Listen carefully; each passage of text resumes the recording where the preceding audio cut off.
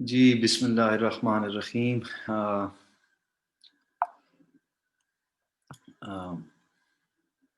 शुरू करते हैं बेटा। और इसमें आज का जो टॉपिक है वो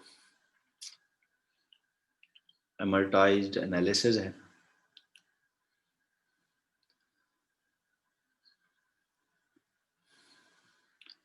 इससे पहले जो आप कम्प्लेक्सिटी वगैरह कैलकुलेट करते हैं, उसमें स्पेस और टाइम को मलहूज़ ख़ातर रखते हैं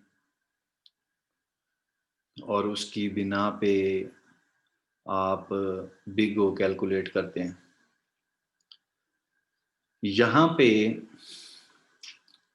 ये भी कुछ उसी तरह की चीज़ है, लेकिन यहाँ पे जो फ़र्क है वो अब आपको इस लेक्चर में थोड़ा बहुत अंदाज़ा होगा। वैसे अमर्टाइज का मतलब होता है कि आपने किसी चीज़ को मज़ीद रिड्यूस करना है। आप जो बिग ओ निकालते हैं तो वो कोई टाइट बाउंड नहीं होता। तो ये जो अमर्टाइज्ड एनालिसिस होगा, फिर ये वर्स्ट केस में एक तो वर्स्ट केस कैलकुलेट करेंगे, एक ऑपरेशन का भी करेंगे, एक ऑपरेशन के ऊपर भी, और फिर उसका वो एन ऑपरेशंस के ऊपर भी वर्स्ट केस भी निकालेंगे। और एल्गोरिदम की कॉस्ट जो है वो मज़ीद रिड्यूस करेंगे आप, और उसको टाइट बाउंड की तरफ लाएंगे। तो यहाँ पे जैसे पहला पॉइंट लिखा हुआ है कि not just consider one operation, हम इसमें सिर्फ कोई एक ऑपरेशन कंसिडर नहीं करेंगे बल्कि सीक्वेंस ऑफ ऑपरेशंस कंसिडर करेंगे किसी भी दिए गए डेटा स्ट्रक्चर के ऊपर। वो सीक्वेंस ऑफ ऑपरेशंस जो होगा वो वर्स्ट केस के ऊपर ही होगा। अभी ये बात ज़हन में रखें। लेकिन अब किसी डेटा स्ट्रक्चर्स के ऊपर जो ऑपरेशंस परफॉर्म हो रहे हैं, एक भी हो रहा है और एन ऑपरेशंस भी हो रहे हैं, तो एन ऑपरेशंस को सीक्वेंस ऑफ ऑपरेशंस बोला जाता है। आपका मकसद या ऑब्जेक्टिव अमर्टाइज्ड एनालिसिस में होगा कि आपने उस सीक्वेंस ऑफ ऑपरेशंस के ऊपर एवरेज कॉस्ट कैलकुलेट करनी है। वो एवरेज कास्ट जो आप कैलकुलेट करेंगे, उसके लिए आप पहले सिंगल ऑपरेशन की कॉस्ट भी देखेंगे, उसके बाद उसको एन ऑपरेशंस के ऊपर कास्ट को लेके जाएंगे, वो भी कैलकुलेट करेंगे। जब एन ऑपरेशंस की आ जाएगी तो उसके बाद फिर एवरेज कॉस्ट की तरफ भी आप जाएंगे।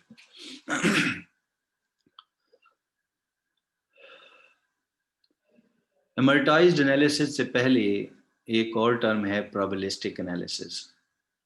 आप किसी एल्गोरिदम का प्रोबेबिलिस्टिक एनालिसिस भी कर सकते हैं और उसका एवरेज केस रनिंग टाइम आप कैलकुलेट कर सकते हैं बेस्ड ऑन प्रोबेबिलिटी वैल्यूज। जब प्रोबेबिलिस्टिक एनालिसिस जब आप कैलकुलेट करते हैं तो उसमें जितने भी उस एल्गोरिदम की या डेटा स्ट्रक्चर की जो पॉसिबल इनपुट्स होती हैं, इनपुट्स को आप देखते हैं। उन पॉसिबल इनपुट्स के ऊपर आप उसका एवरेज केस कैलकुलेट करते हैं, या ऑपरेशंस भी कह सकते हैं।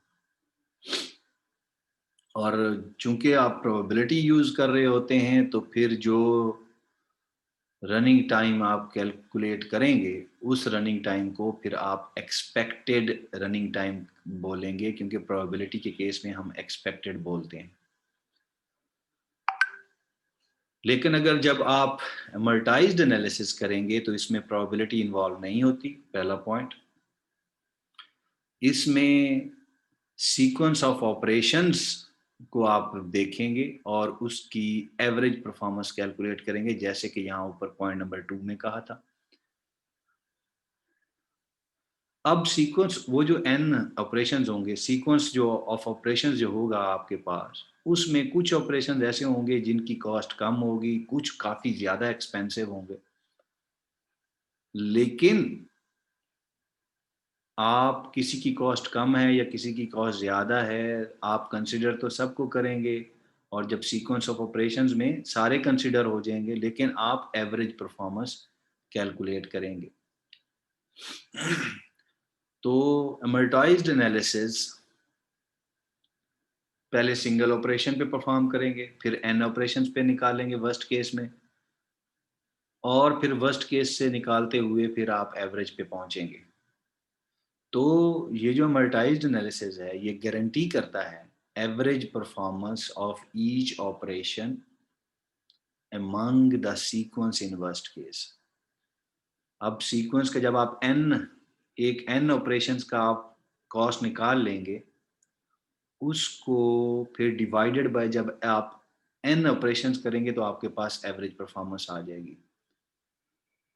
तो शॉर्टली एमर्टाइज्ड एनालिसिस में सिंगल ऑपरेशन की कॉस्ट देखेंगे, एन ऑपरेशंस की कॉस्ट यानी कि सीक्वेंस ऑफ ऑपरेशन की कॉस्ट देखेंगे, और फिर उसको बेस बनाते हुए आप वो चूंकि एन ऑपरेशन की कॉस्ट जो आप कैलकुलेट करें वर्स्ट केस की होगी, तो फिर उसको बेस बनाते हुए आप एवरेज भी कैलकुलेट करेंगे। तो इसलिए एमर्टाइज्ड एनालिसिस एवरेज परफॉर्मेंस गारंटी करता है कि आप इसके थ्रू कैलकुलेट कर सकते हैं।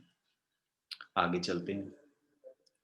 अब एमर्टाइज्ड एनालिसिस में तीन मेथड्स हैं एमर्टाइज्ड एनालिसिस कैलकुलेट करने के। नंबर वन जो है वो एग्रीगेट एनालिसिस है, नंबर टू अकाउंटिंग मेथड है, नंबर थ्री पोटेंशियल मेथड है। तो अभी हम जो पहले हम देखेंगे वो एग्रीगेट एनालिसिस ही होगा। इसमें आपने करना क्या है, आपने एन ऑपरेशंस की कॉस्ट निकालनी है और उसकी जो भी टोटल कॉस्ट होगी उसको डिवाइड कर देना है टोटल नंबर ऑफ ऑपरेशंस, जो कि एन ऑपरेशंस है, उससे डिवाइड करेंगे तो आपके पास एवरेज आ जाएगा। और इस तरह आप एवरेज अमर्टाइज्ड कॉस्ट जो है वो कैलकुलेट कर पाएंगे एग्रीगेट एनालिसिस में। अकाउंटिंग मेथड देख लें, इसको फिर दोबारा भी देखेंगे, लेकिन अभी आप सिर्फ इंट्रोडक्शन ले लें। अकाउंटिंग मेथड या बैंकिंग मेथड भी इसको बोलते हैं। इसमें आप हर एक ऑपरेशन की यानी कि एक ऑपरेशन की आप अमर्टाइज कॉस्ट निकालेंगे या असाइन करेंगे उसको एक ऑपरेशन की। यहाँ लिखा हुआ है assign each type of operation an amortized cost, यानी कि इसमें जो कि एन ऑपरेशंस हैं, उस एन ऑपरेशंस में हर एक ऑपरेशन को आप कोई कॉस्ट देंगे, अमर्टाइज्ड कॉस्ट देंगे। और जब आप उसको दे रहे होंगे कॉस्ट, तो किसी ऑपरेशन को आप ज़्यादा कॉस्ट दे देंगे जिसको ओवरचार्ज कहते हैं, और किसी ऑपरेशन को आप कम कॉस्ट भी दे देंगे जिसको अंडर चार्ज बोलते हैं। यहाँ पे नहीं लिखा हुआ लेकिन अंडर चार्ज बोलते हैं। ये जो आप कॉस्ट देंगे हर ऑपरेशन को, इसको आप एज ए क्रेडिट, ये जो ओवर चार्ज करेंगे तो ये क्रेडिट होगा, और अगर अंडर चार्ज होगा तो डेबिट होगा। तो एनी हाउ, लेकिन हम ज़्यादातर देखेंगे आप कि अंडर चार्ज का केस आएगा ही नहीं और ओवर चार्ज का केस ही रहेगा, इसलिए यहाँ क्रेडिट का वर्ड ही सिर्फ है।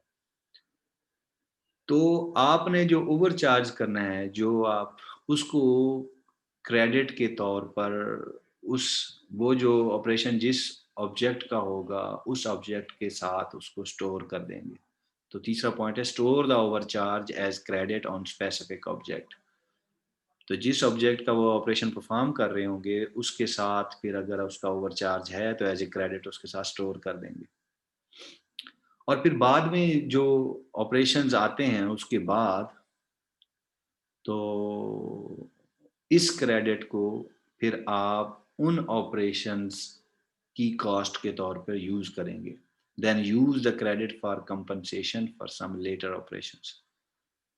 फॉर एग्जांपल पहला ऑपरेशन आ गया, आपने उसकी कोई कॉस्ट कैलकुलेट कर ली, अगर वो कॉस्ट एनएफ है, जो कि ज़्यादातर केसेस में नहीं होती, लेकिन अगर एनएफ है तो आगे जो दूसरा ऑपरेशन परफॉर्म करेंगे उसमें फिर वो जो एक्स्ट्रा ओवरचार्ज कास्ट है वो आप जो क्रेडिट है उसको आप दूसरे ऑपरेशन पे यूज़ कर जाएंगे। दूसरे ऑपरेशन में परफॉर्म करने के बाद भी कोई क्रेडिट है तो फिर उसको आप तीसरे में जो यूज़ कर जाएंगे और इस तरह एंड सो ऑन। तो इसलिए लिखा हुआ है कि आप लेटर ऑपरेशंस के लिए उस कॉस्ट को यूज़ कर जाएंगे। तो ये इसलिए इसको अकाउंटिंग मेथड बोलते हैं क्योंकि इसमें क्रेडिट टाइप की कोई चीज़ होती है जो हर ऑब्जेक्ट पे हर ऑपरेशन पे आप स्टोर कर लेते हैं और फिर अगले आने वाले ऑपरेशंस पे वो यूज़ करते हैं। तो इसलिए इसको अकाउंटिंग मेथड कहा गया। फिर है पोटेंशियल मेथड। पोटेंशियल मेथड बिल्कुल अकाउंटिंग मेथड की तरह है, बिल्कुल सेम। फ़र्क सिर्फ ये है कि वहाँ वो क्रेडिट की जो टर्म यूज़ होती है वो यहाँ पे क्रेडिट की टर्म नहीं यूज़ होती बल्कि पोटेंशियल एनर्जी जो फिज़िक्स का कंसेप्ट है वो वाली टर्म यूज़ होती है। और इसकी मज़ीद डिटेल आप देखेंगे जब हम इसको करेंगे। पोटेंशियल एनर्जी जो इसलिए इसको फिज़िस्ट मेथड भी बोलते हैं, फिज़िस्ट मेथड भी बोलते हैं पोटेंशियल मेथड को। अब हम वन बाय वन इसको देखते हैं और पहला हमारे पास एग्रीगेट एनालिसिस है। तो एग्रीगेट एनालिसिस को देखते हैं और एग्रीगेट एनालिसिस में हम 3 एग्जांपल्स लेंगे। पहली एक स्टैक ऑपरेशन ताकि आसानी से समझ आ जाए। फिर स्टैक ऑपरेशंस के बाद हम बाइनरी काउंटर की एग्जांपल लेंगे और उसके बाद हम फाइनली डायनामिक टेबल के ऊपर चले जाएंगे। तो पहले अब हम स्टैक ऑपरेशंस देखते हैं। आपको पता है स्टैक के अंदर पुश किया जाता है या पॉप किया जाता है। आप वैसे अगर इसकी कॉस्ट करना चाहें तो एक पुश करने की एक कॉस्ट होती है और पॉप करें तो फिर वो एक उसकी भी अपनी एक कॉस्ट होती है। एक ही कॉस्ट होती है उसकी, बेशक आप उसको माइनस में ले लें। और मल्टी पॉप का मतलब ये है कि आप एक से ज़्यादा 4 दफ़ा इकट्ठे पॉप कर जाते हैं, 5 दफ़ा इकट्ठे पॉप कर जाते हैं। तो ये एनी हाउ ये मल्टी पॉप का एक छोटा सा सीडो कोड दिया गया है जिसके अंदर एक स्टैक एस है और उसके अंदर के पॉप्स, नंबर ऑफ पॉप्स जो आपने परफॉर्म करने हैं वो के से रिप्रेजेंट किया गया। अगर फॉर एग्जांपल इसकी वैल्यू 4 है तो यहाँ पे हो जाएगा while not stack empty. Stack के अंदर ऑलरेडी उसके अंदर एंट्रीज हैं तो स्टैक अगर एम्प्टी नहीं है उसके अंदर 10 एंट्री हैं फॉर एग्जांपल एंड के और के की वैल्यू अभी 4 है, 4 ग्रेटर देन 0 जो कि पॉजिटिव हो गया, कंडीशन ट्रू हो जाएगी तो आप पॉप कर देंगे एस, स्टैक में से वैल्यू पॉप कर दें, एक वैल्यू पॉप होगी और के को डिक्रीमेंट कर देंगे। फिर आप यहाँ आएंगे, स्टैक अभी एम्प्टी नहीं हुआ, 9 वैल्यूज उसके अंदर हैं, के की वैल्यू 3 हो चुकी है, पॉजिटिव है, फिर पॉप कर जाएंगे, के को डिक्रीमेंट कर जाएंगे। स्टैक अभी भी एम्प्टी नहीं है, उसके अंदर 8 वैल्यूज हैं, के की वैल्यू 2 हो जाएगी, 2 ग्रेटर देन 0 है, पॉप कर जाएंगे, डिक्रीमेंट कर जाएंगे। स्टैक के अंदर अभी भी 7 वैल्यूज हैं, के की वैल्यू 1 है, पॉप कर जाएंगे, डिक्रीमेंट कर जाएंगे, के की वैल्यू 0 हो जाएगी। स्टैक के अंदर अभी भी वैल्यूज 6 पड़ी हैं और के की वैल्यू 0 हो जाएगी जो कि 0 ग्रेटर देन 0 कंडीशन फॉल्स हो जाती है। वाइल वाली ये लूप जो है फॉल्स हो जाती है। आप इसके बाद बाहर आ जाते हैं और बाहर का मतलब ये है कि फिर मल्टी पॉप इस एल्गोरिदम से बाहर आ जाते हैं और 4 वैल्यूज आपकी पॉप हो चुकी हैं। ये थोड़ा सा ऐसे जस्ट इसको ऐसे ही आसान सा है, देख लेंगे किस तरह ये सीडो कोड रन होता है। अब हम स्टैक के ऊपर जो ऑपरेशंस हैं इसकी हम अमर्टाइज्ड एनालिसिस करेंगे, लेकिन अभी अमर्टाइज्ड एनालिसिस में पहली कैटेगरी जो एग्रीगेट एनालिसिस है उसको हम स्टडी करने लगे। तो सपोज आप कंसिडर करें कि एक सीक्वेंस है आपके पास ऑफ एन पुश हुए या एन पॉप हुए या मल्टी पॉप, एन पुशेस का या पॉप का या मल्टी पॉप का, किसी का भी आप कोई सीक्वेंस आप कंसिडर कर लें। तो पुश पॉप हम मल्टी पॉप ही कर लेते हैं तो क्योंकि इसके अंदर दोनों बातें आ जाएंगी। मल्टी पॉप आप उस वक्त करेंगे जब ऑलरेडी उसके अंदर एलिमेंट्स पड़े होंगे। तो the worst case cost for single multi pop, एक मल्टी पॉप आप करने जा रहे हैं सिंगल ऑपरेशन, मल्टी पॉप एक सिंगल ऑपरेशन है। ये जो ऊपर कोड लिखा हुआ है जिसमें स्टैक में से आपने 4 वैल्यू पॉप की, ये एक मल्टी पॉप था जिसमें इकट्ठे 4 दफा हो गया, 4 दफा पॉप तो किया लेकिन ये ऑपरेशन मल्टी पॉप एक ही था। तो worst case cost for single multi pop in the sequence is order of n since the stack size is at most n। अगर आप एक दफा मल्टी पॉप परफॉर्म करते हैं तो वो कहता है कि इसका जो वर्स्ट केस है वो ये हो सकता है कि मल्टी पॉप में फिर उसकी कॉस्ट ऑर्डर ऑफ n आए। कैसे? और वर्स्ट केस क्या हो सकता है कि एक स्टैक था, उसकी कैपेसिटी 10 है, उसके अंदर ऑलरेडी 10 एलिमेंट्स पड़े हैं, तो आप मल्टी पॉप लगाते हैं और 10 दफा पॉप कर जाते हैं, या आप 11 दफा पॉप करते हैं, तो 11 दफा जब आप करेंगे तो वो 10 के 10 एलिमेंट पॉप हो जाएंगे। होगा एक ही मल्टी पॉप ऑपरेशन, सिंगल है, सिंगल मल्टी पॉप कर रहे हैं, लेकिन के की वैल्यू आपने 11 दी हुई है, तो 10 पॉप हो जाएंगे और 11वें पे नहीं मिलेगा, आप बाहर आ जाएंगे। तो ये वर्स्ट केस है। तो वर्स्ट केस में यानी कि n+1 ऑपरेशन परफॉर्म हो गए। n+1 जब उसकी बिग ओ में लिखेंगे तो ऑर्डर ऑफ n ही आ जाएगा। चूंकि स्टैक का साइज वो कहता है कि एटमोस्ट ज्यादा n हो सकता है, n की वैल्यू कुछ भी हो सकती है, 10, 12, 20, 25 हो सकती है। तो वर्स्ट केस मल्टीपॉप भी आप अप्लाई करें और सिंगल टाइम अप्लाई करें तो उसकी कॉस्ट भी ऑर्डर ऑफ n आती है। उम्मीद है आपको ये बात जरा समझ आ गई होगी। अच्छा, एक दफा सिंगल मल्टीपॉप, एक दफा आपने अप्लाई किया, सिंगल मल्टीपॉप अप्लाई किया, और आपके पास वर्स्ट केस कास्ट जो आती है स्टैक ऑपरेशंस के लिए वो ऑर्डर ऑफ n आती। अगर आप सिंगल मल्टीपॉप नहीं बल्कि n मल्टीपॉप मल्टीपॉप जो है n टाइम्स आप परफॉर्म करवाते हैं और वर्स्ट केस के मुताबिक इसी कंप्लेक्सिटी लिखें, तो फिर n multipop into order of n, तो ये n स्क्वायर हो जाता है। 10 इसलिए लिखते हैं the cost of the whole sequence of operation, whole sequence of operations of multipop आप कह लें, या n sequence of operation, sequence of n operations, ये फिर n into order of n square हो जाएगा। तो ये बात ऑर्डर ऑफ n तो अभी ठीक है, कोई बात नहीं, ये ऑर्डर ऑफ n ठीक है, करेक्ट है, ये इसका अपर बाउंड है कि मैक्सिमम इतने ही होंगे, लेकिन ये टाइट बाउंड नहीं है कि एग्जैक्ट। टाइट का मतलब है कि एग्जैक्टली कितने ऑपरेशंस परफॉर्म होते हैं, वो वाली बात नहीं है। ये मैक्सिमम है कि मैक्सिमम इतने हो सकते हैं order of n square stack operations के लिए, मल्टाइज एनालिसिस थ्रू एग्रीगेट एनालिसिस। लेकिन हमने कहा था कि हम तो मल्टाइज एनालिसिस में जरा टाइट बाउंड ढूंढते हैं, अपर बाउंड तो नहीं ढूंढते। अपर बाउंड तो ये खुद ऑर्डर ऑफ बिग ओ ही आ रहा होता है, हम तो इसके अंदर टाइट बाउंड ढूंढते हैं। तो टाइट बाउंड हमने ढूंढना है, ऑर्डर ऑफ n स्क्वायर तो आ गया, ऑर्डर ऑफ n स्क्वायर तो आ गया, जो कि कम्प्लेक्सिटी टाइप चीज है इसकी, लेकिन टाइट बाउंड नहीं है। तो टाइट बाउंड बाउंड ढूंढने की तरफ अब हम जाते हैं। अच्छा जी, तो एक क्वेश्चन है, ये क्वेश्चन ऊपर लिखा हुआ है कि in fact a sequence of n operations on an initially empty stack, एक स्टैक है, शुरू में वो एम्प्टी है और उसके ऊपर n ऑपरेशंस आप परफॉर्म करें तो कॉस्ट आती है आपके पास at most order of n। एक एक क्वेश्चन है, व्हाई, ये क्यों आती है? n ऑपरेशंस यानी कि सीक्वेंस ऑफ ऑपरेशंस है, स्टैक इनिशियली एम्प्टी था और आप उसके ऊपर ऑप्शन परफॉर्म करते हैं कुछ भी, तो उसकी जो कॉस्ट आती है वो कहता है ऑर्डर ऑफ n है। क्यों? उसकी तफसील अब नीचे हम देखते हैं कि क्यों। अभी हम पीछे तो ऑर्डर ऑफ n स्क्वायर कह रहे थे, ठीक है, यहाँ ये ऊपर सिंगल ऑपरेशन था, यहाँ मल्टी यानी कि होल सीक्वेंस की बात हुई, उसके लिए ऑर्डर ऑफ n कह रहे थे, लेकिन यहाँ पे क्वेश्चन में ऑर्डर ऑफ n कह रहे हैं, जो कि एग्जैक्टली है, जो कि फैक्ट है। लेकिन अब फैक्ट को एक क्वेश्चन दे के फिर हम एक्सप्लेन करने जा रहे हैं। तो एमल्टाइज्ड एनालिसिस जो इसका बनेगा वो कहीं आप जाके देखेंगे,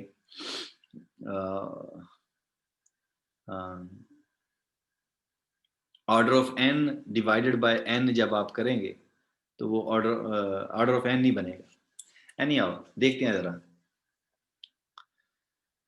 each object can be pop only once including multipop. बेशक मल्टीपॉप कंसिडर करें, बेशक ऑलरेडी पुश हुए हैं और सिर्फ पॉप यूज करें, तो every object can be pop only once for each time it is pushed. जब स्टैक के अंदर कोई भी एलिमेंट आप पुश करते जाएंगे, आपने 4 पुश कर दिए तो 4 ही पॉप कर सकते हैं आप, 5 या 6 नहीं कर सकते। 5-6 करेंगे तो वो स्टैक एम्प्टी का मैसेज आपको आ जाएगा। तो कहने का मकसद ये है कि नंबर ऑफ पॉप्स जो हैं are at most number of push.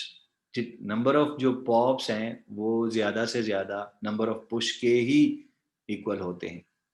और वो कितने हो सकते हैं, वो स्टैक के साइज के मुताबिक हो सकते हैं। और स्टैक का साइज क्या हो सकता है, मैक्सिमम n हो सकता है, इसलिए लिखा हुआ which is at most n। अच्छा, n है, कितने पॉप हो सकते हैं, n पॉप्स हो सकते हैं according to the size of stack. तो फिर average cost of n operation, तो फिर एक ऑपरेशन या एक पॉप की कास्ट क्या होगी, ये अगर n है, जो कि ऑर्डर ऑफ n लिख सकते हैं आप इसको, तो डिवाइडेड बाय आप उसको n करें या n बाय n कर लें, जो भी कर लें।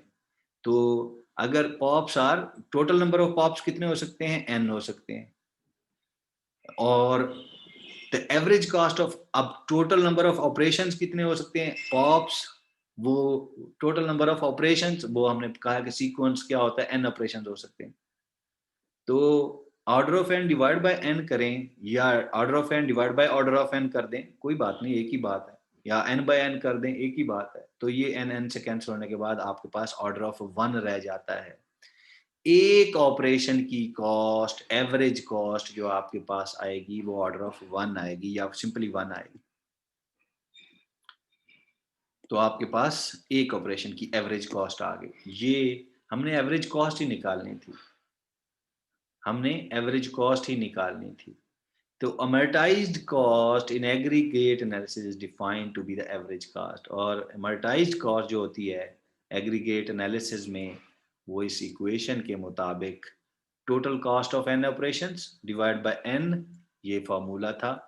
और यही हमने कहा total cost of n operations order of n divided by n, ये डिवाइड बाय n किया आपने, ऑर्डर ऑफ 1 आ गई। तो amortized cost एग्रीगेट एनालिसिस में हमारी पास जो आ जाएगी वो ऑर्डर ऑफ 1 आ जाएगी स्टैक ऑपरेशंस में। अब हम दूसरी एग्जांपल पे चलते हैं जो कि है बाइनरी काउंटर। तो स्टैक ऑपरेशन की amortized कास्ट आपके पास क्या आएगी, ऑर्डर ऑफ 1, जो कि एवरेज कास्ट है ऑफ ए ऑपरेशन। यानी कि उसमें एक sequence of operation, an operation जो है, तो उसमें हर ऑपरेशन की कॉस्ट अब क्या है, एक एक एक एक एक करके है। अब आप हम आ जाते हैं बाइनरी काउंटर के ऊपर। बाइनरी काउंटर का कुछ कोड दिया हुआ है। बाइनरी काउंटर क्या होते हैं, पहले ये थोड़ी सी देख लें कि बाइनरी, ये अब 8 बिट का आपको सीक्वेंस दिया गया है, ये 0 के इक्विवेलेंट है। इसके अंदर जब एक का इंक्रीमेंट कर देते हैं तो ये फिर ये आ जाता है, आप सिर्फ पहली बिट को फ्लिप कर देते हैं, फिर 1 आ जाता है। तो 1 के बाद अगर 2 लेना है, इंक्रीमेंट करना है इसको, तो ये आप पहली बिट को जो 1 है उसको 0 करते हैं और अगली जो 0 है उसको 1 कर देते हैं। तो इस तरह ये बाइनरी वैल्यूज हैं और इस तरह ये बाइनरी काउंटर है कि 1 0 1 2 3 4 5 आप चलते जाएं, इस तरह आप वैल्यूज चलते जाएं। तो ये थोड़ा सा अब आपको आइडिया हो गया कि बाइनरी काउंटर में हम क्या करने जा रहे हैं। यहाँ पे अब कोड दिया गया है, लिखा हुआ है कि इंक्रीमेंट ए, कोई आपके पास एक सीक्वेंस आ गया, ये जो है, सॉरी, ये जो है ये ए है, ये एक, ये 0 के लिए जो 8 बिट्स हैं ये ए है, ये फिर दूसरा 1 का ए है, ये 3 का सारा बिट्स ए है, 4 का सारी बिट्स ए है। तो ए इसको रिप्रेजेंट कर रहा है, तो आप ए दे देते हैं जो कि सीक्वेंस ऑफ 8 बिट्स है, वो इसके अंदर इनपुट जाता है, आई इज इक्वल टू 0 है। फॉर एग्जाम्पल मैं यहाँ पे थोड़ी सी एनोटेशन यूज करता हूँ और मैं कहता हूँ जी ये 0 0, मैं लंबी चौड़ी नहीं करता, मैं 4 के ही कर लेता हूँ, ये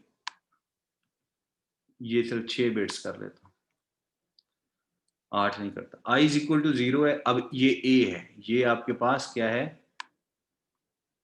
ये ए है।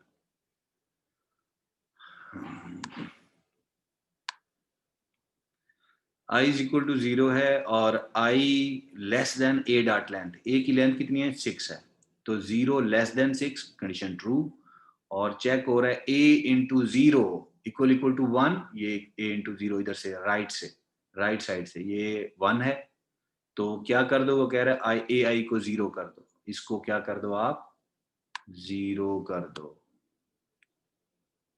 ये इस बिट को, और i में इंक्रीमेंट हो जाएगा जो कि 1 हो जाएगा, 1 लेस देन 6 यस, और a इंटू 1 इक्वल, अब ये इंटू 1 ये वाली पोजीशन, पहले 0 थी, ये 1th बिट है, तो ये भी 1 है इक्वल टू यस 1 है, इसको भी कैंसिल कर दो और इसको 0 कर दो, और i में इंक्रीमेंट कर दो, यहाँ पे हो जाएगा 2 लेस देन 6, और a इंटू 2 1 है, यस 1 है, तो वो कहता है इसको भी फ्लिप कर दो और ये भी 0 हो जाएगा, और i में इंक्रीमेंट कर दो 3 लेस देन 6, और a into 3 equal equal to 1, जो कि 1 नहीं है, कंडीशन फॉल्स हो जाएगी, आप यहाँ पे आ जाएंगे, 3 लेस देन 6 कंडीशन ट्रू, और a इंटू 3 को 1 कर दो, a इंटू 3 ये जो है ये 1 हो जाएगा, और आप फिर इस मॉड्यूल से बाहर आ जाएंगे, इसका मतलब है बाकी बिट्स वैसे ही रहेंगी जैसे हैं। तो ये पहले था 1 2 4 4 और 3 7 था, और ये इंक्रीमेंट होके ये अब वैल्यू होगी 1 2 4 8, ये 8 के इक्विवेलेंट हो गई, इंक्रीमेंट हो गया, ये जो कोड है ये सिर्फ सिंपली इंक्रीमेंट कर रहा है। अच्छा, अब थोड़ा सा थ्योरी पे तवज्जो दे लें। वो कहता है जी सिंगल एग्जीक्यूशन ऑफ इंक्रीमेंट्स, ये जो है मॉड्यूल दिया हुआ है इंक्रीमेंट, इसकी जब एक दफा चलता है, टेक्स ऑर्डर ऑफ के इन द वर्स्ट केस में ये ऑर्डर ऑफ के इसका होता है। अब के क्या है, K is the number of, K is the total number of bits in A, ये जो ए दिया था बीच में, फॉर एग्जाम्पल यहाँ 6 था, तो के की वैल्यू अब 6 है, व्हेन ऑल, और वर्स्ट केस क्या होगा, when all contains all ones, अगर सारे वंस हों तो ये इस कोड को, तमाम वंस को, ये कंडीशन चलती रहेगी, लूप ऊपर वाली इसको 0 करना पड़ जाएगा, रीसेट करना पड़ जाएगा, तमाम वंस को 0 करता रहेगा, यही फिर इसका वर्स्ट केस है, जिसमें ये लूप मुकम्मल दफा 6 अगर वंस हों, यहाँ स्ट्रिंग में 6 वंस हों, तो हर वन को वो 0 करता हुआ जाएगा, और यहाँ पे i की वैल्यू जो है 5 लेस देन 6, ठीक है जी, 6 लेस देन 6, 6 लेस, यहाँ पे कंडीशन फॉल्स हो जाएगी, यहाँ पे 6 लेस देन 6 चेक होगा, नहीं तो इधर से भी बाहर आ जाएगा, तो सारी रीसेट हो जाएगी। तो के जितनी उसकी नंबर ऑफ बिट्स हैं, के नंबर ऑफ बिट्स जो है उसके लिहाज से इंक्रीमेंट का वर्स्ट केस ये होगा कि वो ऑर्डर ऑफ के टाइम चलेगा। यहाँ पे तो चलो ये बात ठीक होगी। नंबर 2 पे देखें, सीक्वेंस ऑफ, ये था सिंगल एग्जीक्यूशन ऑफ इंक्रीमेंट, ये इंक्रीमेंट सिर्फ जब एक दफा ये चलता है, तो वर्स्ट केस क्या होगा, जब सारे वंस मौजूद हों उसके अंदर। अच्छा, अब अगर उसको चलाना है इतनी, यानी कि उसको काउंटर बार बार चलाते जाना है, फिर 0 1 2 3 प्रोड्यूस करता जाए, नंबर आगे चलता जाए, तो n एग्जीक्यूशंस करवानी हो आप, 0 के बाद 1, 1 के बाद 2, 2 के बाद 3, 3 के बाद 4, और up to n executions, n number तक सीक्वेंस ऑफ n एग्जीक्यूशंस करानी हो, तो फिर इसकी कॉम्प्लेक्सिटी हो जाएगी order of n multiplied by k, ये हो जाएगी इन वर्स्ट केस n।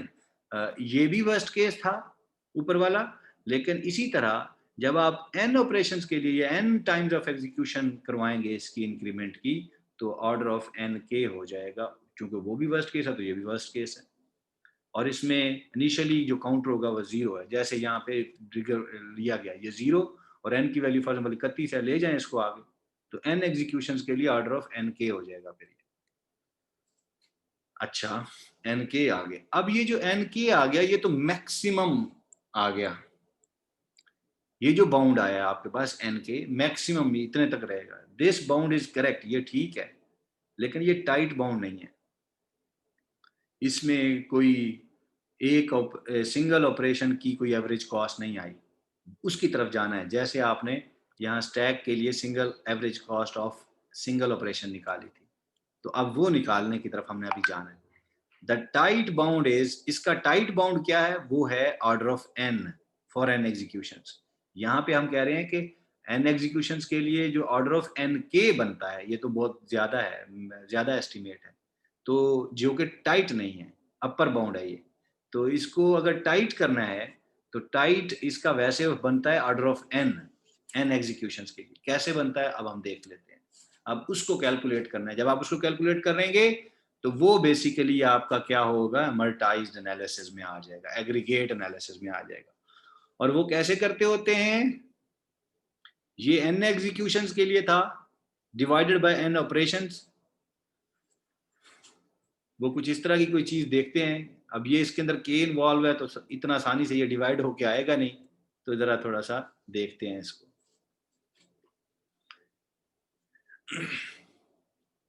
इसको अब आपने जरा वर्टिकली देखना है। ये समझो एन ऑपरेशंस के लिए आपको ये डेटा दिया हुआ है।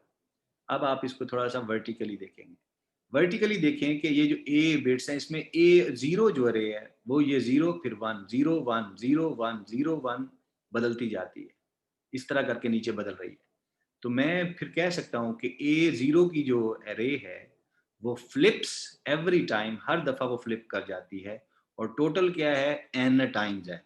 ये 31, हम एन इज इक्वल टू 31 है हमारा बेशक, तो एन टाइम्स है और हर दफा फ्लिप कर जाती है। पहले जीरो थी तो अगली दफा फ्लिप करके वन होगी, फिर फ्लिप करके जीरो होगी, फिर फ्लिप करके वन होगी, हर टाइम फ्लिप कर जाती है। इसी तरह जो ए इंटू वन है उसको देखें, ये दो दफा जीरो, दो दफा वन, दो दफा जीरो, दो दफा वन, दो दफा जीरो, दो दफा वन, दो दफा जीरो, दो दफा वन, और आगे दो दफा जीरो ही होता है अगर आगे चलाते तो, लेकिन वहीं तक है। तो आप समझ लें कि सीक्वेंस, इसके अंदर पैटर्न है कि A into one flips every second time कह लें, अगर अदर टाइम से आपको कंफ्यूजन होती है तो इसको मैं लिख सकता हूं कि, और ये चूंकि n है, n टाइम्स है, तो इसलिए ये हर दफा, इसलिए ये n ऊपर चल रहा है कि n times n divided by, अब ये टोटल क्या है, टोटल n है, तो लेकिन फ्लिपिंग कब हो रही है, n divided by two, n divide, ये दो दो के बाद हो रही है ना, तो n डिवाइडेड बाय टू है, जो कि बनता है टू रेज्ड पावर जीरो और टू रेज्ड पावर वन। ये बनता है two raise power a zero, जो कि ये टू रेज पावर जीरो बनता है, two raise power zero one होता है कि हर एक के बाद ये बदल रहा है। ये वाला टू रेज पावर जीरो बनता है, ये बनता है टू रेज पावर वन, इसलिए एन बाय टू और उसका सीलिंग फंक्शन लिखा हुआ, सॉरी फ्लोर फंक्शन लिखा हुआ। अच्छा ए टू पे देखें, ये तीन दफा, चार दफा जीरो, चार दफा वन, चार दफा जीरो, चार दफा वन, तो ये two raise power two type चल रहा है, टू रेज पावर टू, जो कि फोर बनता है टाइम्स ये चल रहा है, एंड सो ऑन। और आप इसको चलाते जाएं। तो अगर मैं ये कहूं कि अगर i की वैल्यू 0, 1 और k माइनस वन तक है, ये बिट्स की बात की है कि 0, 1 और k माइनस वन तक, जीरो से चलाया इसलिए k माइनस वन, तो ए आई जो है, ए आई, ये ए आईज हैं आपके पास, 0, 1, 2, 3, 4, ए आईज जो है वो फ्लिप करेगा। अब हम जनरल देख रहे हैं, N divide by two raise power I, पहले टू की पावर जीरो, ये देखें जीरो, फिर टू की पावर वन, ये आई की वैल्यू रखते जाए, बेसिक आई की पहले वहां दी हुई है, फिर टू, थ्री, फोर, फाइव और अप टू जो भी है के माइनस वन। अच्छा, अब इसको मजीद जरा जनरलाइज करें तो टोटल नंबर ऑफ फ्लिप्स आपके के पास क्या बन जाएंगे, आप इसको टोटल समेशन में ले जाएं इसको, I is equal to zero से के माइनस वन, ये थोड़ा सा आगे गया हुआ है, इसको यहाँ पे ही समझें, के माइनस वन और N divide by two raise power I और उसका फ्लोर फंक्शन। इस ये इक्वेशन को जब इन्फिनिटी में लेके जाते हैं, एन और फिर ये समेशन आई इक्वल जीरो से इन्फिनिटी, एन चूंकि आपने बाहर ले लिया तो यहाँ वन बच गया, divide by two raise power I. ये जो इसका प्रूफ है कि ये वाली इक्वेशन इक्वल टू दिस और फिर ये वाली equation is equal to 2n। ये अगर देखना हो तो ये लिंक दिया हुआ है, आप इसको क्लिक करें, आपको वहां पे ले जाएगा। यहाँ पे आपको इसका प्रूफ मिलेगा, 1 + 1 / 2 = 1 / 4 वाली ये जो सीरीज है ये कैसे इक्विवेलेंट होती है, ये लंबी चौड़ी कैलकुलेशन है। यहाँ पे आप ये देख लें, और यहाँ पे लिखा हुआ है and so on the nth finite sum is 2 - 1 two की power exponent and this converge to 2, ये 2 हो जाता है as n goes to infinity. n चूंकि इन्फिनिटी तक जा रहा है तो फिर ये 2 हो जाता है। So 2 is the value of the infinite sum. तो ये इसका प्रूफ यहाँ पे देख लें, जो कि हमारे इतना कंसर्न नहीं है। आपकी उसके लिए मैंने दे दिया हुआ कि ये जब 0 से इन्फिनिटी पर जाते हैं कि ये इक्वेशन फिर आपका 2 में बदल जाती है, 2 अप्रोचेस टू 2 हो जाती है, और ये n तो बाहर ही है तो ये 2n के इक्विवेलेंट हो जाती है। और अगर आप इसको बिग ओ की फॉर्म में लिखना चाहें तो आपको पता है आप कांस्टेंट रिमूव कर देते हैं तो ऑर्डर ऑफ n बन जाता है। अब आप थोड़ा सा तवज्जो दें, ये जो लिखा हुआ है this bound is correct but not tight, the tight bound is order of n, ये इसलिए लिखा हुआ है फॉर n एग्जीक्यूशंस। यहाँ पे आपने n एग्जीक्यूशंस ही देख रहे हैं आप। ये करने से पहले वैसे यहाँ लिखा हुआ था कि मैं ये भी क्लियर कर लूँ एनोटेशन। ये एक पॉइंट लिखा हुआ था, बेशक आप गौर कर लें। अब 12 बात गई वाली बात हो गई है। The running time determined by number of flips, हम नंबर ऑफ फ्लिप से रनिंग टाइम डिटर्मिन करेंगे, but not all bits flip each time increment is called. जब भी इंक्रीमेंट को कॉल किया जाता है तो सारी बिट्स जो है ना वो फ्लिप नहीं होती, उसका कहने का मकसद है, ये ऑब्जर्वेशन है। तो इसलिए जो है ये जो अपर बाउंड है, जब सारी बिट्स नहीं होती तो सॉरी किधर गया, इसलिए जो upper bound order of n के है ये तो मैक्सिमम है, चूंकि हर दफा कोई सारी बिट्स नहीं फ्लिप हो रही होती, तो एक्चुअल कॉस्ट जो टाइट बाउंड है वो फिर कम होना चाहिए इसका। तो वो कम करने के लिए जो हमारे पास टेक्निक है वो मल्टाइज्ड एनालिसिस है, और उसमें 3 मेथड्स हैं। तो आपने यहाँ पे देखा कि एक्चुअल जो है ये बाइनरी काउंटर का जो है ऑर्डर ऑफ n के नहीं है, बल्कि ऑर्डर ऑफ n है, जो कि टाइट बाउंड है, जिसको आप थीटा इंटू n लिख सकते हैं एग्जैक्टली, यानी कि वैसे है। आगे चलते हैं। तीसरी एग्जांपल हमारी है डायनामिक टेबल की। अब डायनामिक टेबल अगर आप मैं पूछूं कि डेटा स्ट्रक्चर में आपके पास कौन सी ऐसी चीज मौजूद है जो कि इसके इक्विवेलेंट होगी डायनामिक टेबल, तो वो हैश टेबल्स हैं। तो डायनामिक टेबल एक ऐसी चीज होती है जो अपना साइज डायनामिकली जब प्रोग्राम रन हो रहा होता है उस वक्त वो अपना साइज बढ़ाती या कम कर सकती है। उस इंसर्ट कर रहे हैं, इंसर्ट हैश टेबल में आप इंसर्ट करते हैं, आपको उसको स्पेस तो नहीं देते कि हाँ जी इतना इसका साइज होना चाहिए, आप दे भी दें उसके बाद भी आप इंसर्ट करें तब भी हो जाता है। तो वो रन टाइम पे अपना साइज बढ़ाती जाती है डेटा के आने के ऊपर, और अगर उसने डेटा आप डिलीट करते हैं तो अपना साइज उसी तरह फिर वो सुकेड़ती भी जाती है। तो अब हम डायनामिक टेबल, और डायनामिक टेबल के अंदर हमारे पास एग्जांपल हैश टेबल्स की है, तो फिर हम इसको देखने जा रहे हैं कि इसके अंदर क्या हिसाब किताब। पहला पॉइंट है let us consider an example of simple hash table insertions. आप इसको कंसीडर करने जा रहे हैं। How do we decide table size, जो टेबल ये हैश टेबल या डायनामिक टेबल का जो टेबल साइज है ये हम कैसे डिसाइड करेंगे।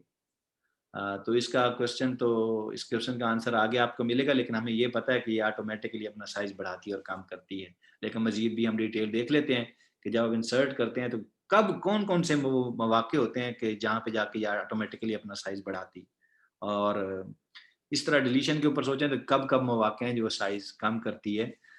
लेकिन हम इंसर्शंस के पॉइंट ऑफ व्यू से देखेंगे। एनीहाउ, तो टेबल का साइज इसमें बढ़ता है, बढ़ भी जाता है, कम भी हो जाता है। तो जब टेबल का साइज हैश टेबल का साइज जब बढ़ता है तो ये टेबल का साइज जो है ये इस एल्गोरिदम की स्पेस और टाइम कम्प्लेक्सिटी को मुतासर करता है।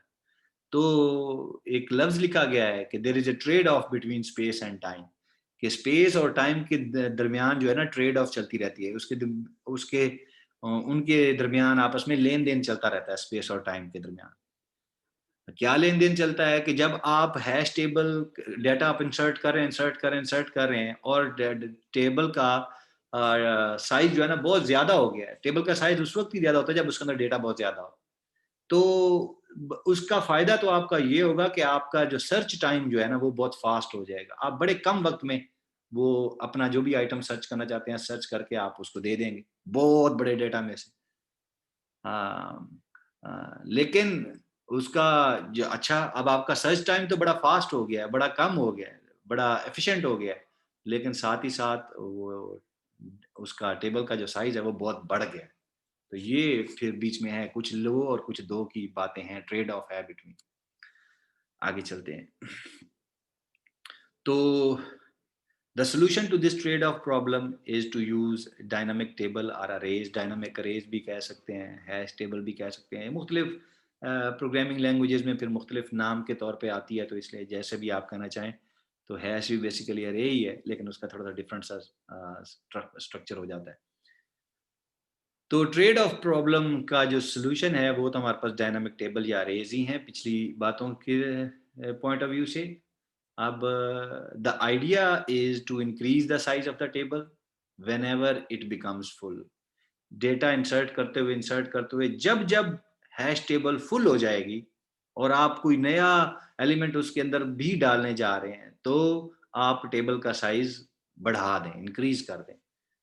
Following are the steps to follow when table becomes full. और जब टेबल आपका हैश टेबल फुल हो जाता है तो आपने क्या करना है, ये करना है जी। यहाँ पे एक सवाल था कि how do we decide table size, ये उसके जवाब यहाँ जवाब आपको मिल रहा है। तो allocate memory for larger table of size. एक टेबल है उसका साइज बड़ा है, बढ़ गया है। जब वो फुल हो गया है तो आप उसको उसका साइज बढ़ा दें, एलोकेट करें उसको मेमोरी। और typically twice the old table. जो जब फुल हुआ तो उसकी कैपेसिटी 10 थी, फॉर एग्जांपल 10 एलिमेंट रखे हुए थे उसने और वो फुल हो गई टेबल। तो अब आपने एक और इंसर्ट करना है, तो आप टेबल का साइज पुरानी टेबल की निस्बत डबल कर दें। तो 10 से 10 एक नई टेबल बनाएं और वो 20 की हो जाएगी। और twice the old table, table का साइज डबल हो जाएगा। और फिर 20 की मेमोरी उसको एलोकेट कर दें एक बात। और फिर जब एलोकेट होगी, copy the contents of the old table. पुरानी टेबल में से वो जो 10 एलिमेंट्स पड़े हैं उनको कॉपी करके लाएं इस नई टेबल में जिसका साइज 20 है। ये आपने कॉपी कर दी है। और फिर फ्री द ओल्ड टेबल, और पिछली जो आपकी पुरानी टेबल है जिसके अंदर 10 एलिमेंट्स पड़े थे उसको आप फ्री कर दें, उसको मेमोरी फ्री कर दें। और अब आपके पास एक नई हैश टेबल आ गई जिसका साइज 20 है और उसके अंदर 10 एलिमेंट्स आपके वो पड़े हुए हैं। और अब आप 11वां भी उसके अंदर इंसर्ट कर सकते हैं। If the table has space available, अब जब 20 आपने कर दिया उसके अंदर स्पेस अवेलेबल है, we simply insert new item in available space, हम उसके अंदर आइटम इंसर्ट कर देंगे। तो ये थोड़ा सा हैश टेबल का ऐसे इंट्रोडक्शन है। ये डायग्रामेटिकली थोड़ा सा उसका व्यू है कि कैसे आप करेंगे। कि इनिशियली जो टेबल है वो एम्प्टी है, यानी कि कोई एक नोड भी नहीं है, आपने सिर्फ डिफाइन की हुई है और उसका साइज 0 है, यहाँ पे कहीं 0 है। तो आप पहला एलिमेंट इंसर्ट करने जा रहे हैं, इंसर्ट आइटम 1, तो पहले क्या करेंगे, एलोकेट मेमोरी। तो आप 0 से डबल 1 होगा तो पहला नोड फिर वो आप उसको डबल कर देंगे। पहला नोड आ गया, फिर कॉपी इंसर्ट कर देंगे एलिमेंट, पहला करने जा रहे हैं तो फिर उसके अंदर आप 1 इंसर्ट कर देंगे। अच्छा, अगली दफा जब आप 2 इंसर्ट करने जा रहे हैं तो जगह तो है नहीं, तो पहले तो आप पिछली टेबल के निस्बत उसको डबल साइज कर देंगे और फिर उसके अंदर 2, ये 1 को पीछे से कॉपी करके लाएंगे और फिर 2 इंसर्ट कर देंगे। यहाँ पे भी ओवरफ्लो हुआ था क्योंकि आप 1 के बाद 0 के बाद भी आप कह सकते हैं 1 के बाद 0 मैं क्या दिखाऊं, 0 है ही, यानी कि मैं कोई नोड नहीं दिखा सकता। तो वहां पे भी ओवरफ्लो हुआ, आपने पहला नोड क्रिएट किया। फिर जब आप 2 इंसर्ट करने गए तो फिर भी दोबारा ओवरफ्लो हुआ और आपने 2 इंसर्ट किया। अब आप 3 इंसर्ट करने जाएंगे जब, तब भी ये फुल है तो इसका साइज डबल करेंगे, 4 नोड्स हो जाएंगे और 3 इंसर्ट कर देंगे। यहाँ पे ओवरफ्लो नहीं होगा क्योंकि स्पेस अवेलेबल है। और अब आप चौथा एलिमेंट डालने जा रहे हैं, आपने डाल दिया फिर भी ये फुल हो गई है और अगले आइटम को इंसर्ट करते हुए जिसकी जरूरत पड़ेगी तो यहाँ पे भी ओवरफ्लो हो गया और नेक्स्ट जब आपने 5 इंसर्ट किया तो आप फिर स्पेस डबल करते हैं 5, no overflow, 6 no overflow, 7 no overflow, और 9 जब आप इसके अंदर इंसर्ट करेंगे, यहाँ लिखा हुआ है, तो ये फुल हो जाएगी, ओवरफ्लो हो जाएगा, फिर साइज बढ़ा देंगे और अगले आइटम आप इंसर्ट करेंगे। ये पिछली जो बातें थी उनका डायग्रामेटिकली व्यू है।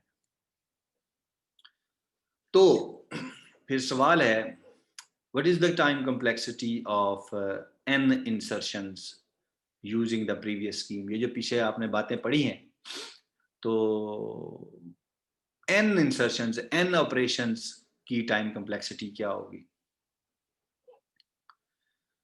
If we use simple analysis करना है, कोई लंबा चौड़ा नहीं।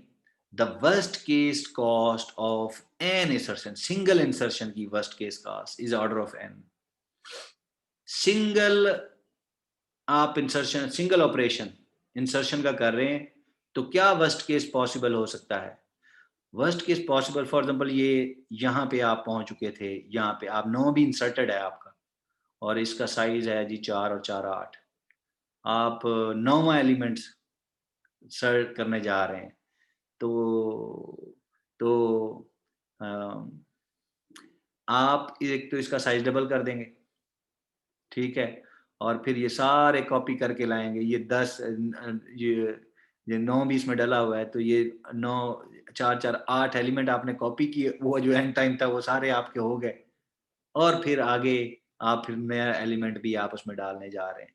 तो यही बात है कि आपने वो सारे कॉपी तो करने हैं, वर्स्ट केस का ये है, कॉपी करके यहाँ पे लाएंगे। ये जो 5 वाला केस था, ये वर्स्ट केस आप कह सकते हैं, अगर ये इसका एन था तो ये फिर उसका वर्स्ट केस है। इसी तरह साइज ये आपका एन ही फॉर एग्जाम्पल 8 है और इसके अंदर 9 डला हुआ है यहाँ पे, या आप समझ लें कि आपका एन जो है वो 4 है, तो ये जैसे ये 4 साइज है और आप एक नया एलिमेंट डालने जा रहे हैं, तो आप नया साइज बढ़ाएंगे, ये 4 पहले एन टाइम ये सारे कॉपी करके लाएंगे, तो ये फिर 5वां डालेंगे n+1। तो इसीलिए लिखा हुआ है कि इसका एक सिंगल इंसर्शन का भी सिंपल केस में, इसका वर्स्ट केस में ऑर्डर ऑफ n है। अब देखें, अब ये जब डबल कर दिया, अब जब आप 5 इंसर्ट कर, जब 6 इंसर्ट किया, तो अब ये कॉपी करके नहीं लाया आप, इसकी कॉस्ट 1 नहीं है। ये जब 6 इंसर्ट किया, इसकी कॉस्ट जो है 1 नहीं आ रही है, सिंपल बस इंसर्ट कर दिया। लेकिन यहाँ पे क्योंकि इसमें आप कॉपी करके कोई नहीं ला रहे 5 6 वगैरह में, उम्मीद है समझ आ गई होगी। ये वर्स्ट केस नहीं था, ये 6 का जो केस है ये वर्स्ट केस नहीं था, लेकिन 5 वाला केस जो है वो वर्स्ट केस था, क्योंकि उसमें पीछे सारे एन और आप कॉपी करके ला रहे होते हैं, क्योंकि ये वाला स्टेप आप एन ऑपरेशन समझ रहे हैं। एनीहाउ, तो the worst case cost of n n insertion is, वो जो मैक्सिमम हो सकती है वो ऑर्डर ऑफ एन है। Therefore worst case cost of एक इंसर्शन की ऑर्डर ऑफ एन है, तो एन इंसर्शन की क्या होंगी? N multiplied by order of n, जो कि मल्टीप्लाई करें तो एन स्क्वायर हो जाती है। इससे परेशान मत हो जाइएगा, ऑर्डर ऑफ एन का मतलब एन ही है, तो n multiplied by n, n square, और उसको आप बिग ओ की फॉर्म में भी लिख सकते हैं। तो ये जो ऑर्डर ऑफ एन आ गया आपके पास, अब ये वो जो टाइम कॉम्प्लेक्सिटी है, ये भी अब आपके पास अपर बाउंड तो है, this analysis gives an upper bound, जो मैक्सिमम यही हो सकता है, but not a tight upper bound, लेकिन ये टाइट बाउंड नहीं है फॉर एन इंसर्शंस, बिल्कुल पिछली एग्जांपल्स की तरह। तो वो हमने ढूंढना है, tight but not a tight upper bound for an insertion, as all insertions don't take theta of n time।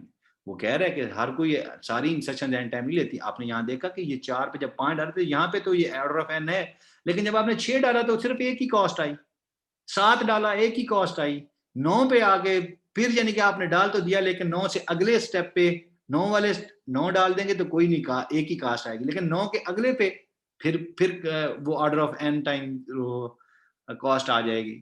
तो सारे ऑपरेशन जो है ना वो ऑर्डर ऑफ एन नहीं ले रहे, कोई कम भी ले रहा है। तो इसलिए इसलिए ये जो ऑर्डर ऑफ एन निकला है आपके पास एन स्क्वायर, ये कोई अपर बाउंड तो है लेकिन टाइट बाउंड नहीं है। टाइट बाउंड अब हम ढूंढने जाएंगे ऑब्वियसली, और वो देखते हैं, एक ऑपरेशन का देखते हैं, और एन ऑपरेशंस का भी आपके पास कोई जो भी वैल्यू आती है देखते हैं। अच्छा जी, ये इसी डायनामिक टेबल को दोबारा नंबर्स में दिखाया गया कि हमारे पास यहाँ नंबर्स थे 1 2 3 4 5 6 7 8 9 10 एंड सो ऑन। ये नंबर्स आपने इंसर्ट करने हैं इस टेबल में, टेबल का साइज, जब आप पहला एलिमेंट टेबल में डालेंगे उस वक्त 0 होगा साइज, तो आपने पहला डाला और ए की कॉस्ट आई।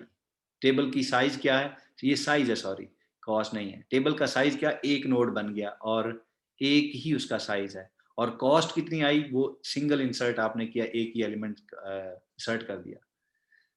जब दूसरा आइटम आपने डाला, ये नंबर 2 जब डालेंगे, तो टेबल का साइज 1 से आपने डबल किया, 2 नोड कर दिए, टेबल का साइज 2 नोड हो गया। ये जैसे यहाँ पे था, ये 2 नोड हो गया। और एक कॉस्ट क्या है? एक आप कॉपी करके लाएंगे, एक कॉपी करके लाएंगे। और तो सॉरी, पता नहीं मैं क्या कह रहा था। एक मिनट। हाँ, तो ये देखें, जब ये दूसरा आइटम आपने सर्च किया तो ये साइज डबल किया। एक तो आप कॉपी करके लाए, वहां पे कॉस्ट लग गई। दूसरा ये इसके ऊपर कॉस्ट लग गई 2, तो इसकी कॉस्ट 2 है। फिर यहाँ पे यहाँ पे क्या है? जब दूसरा आइटम इंसर्ट किया, साइज 2 हो गया और कॉस्ट भी 2 है।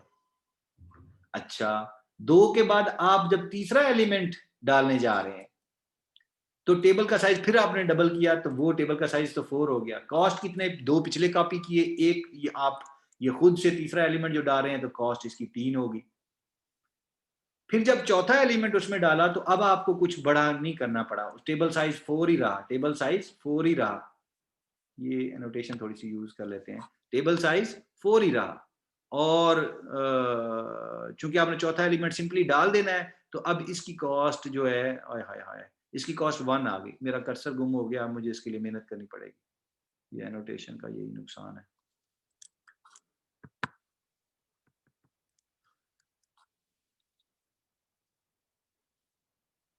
थोड़ा सा वेट करें,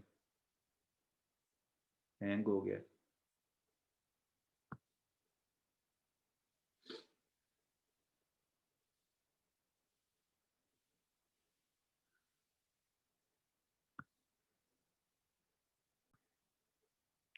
जी, ये मैंने अब वापस आते हैं इसके ऊपर।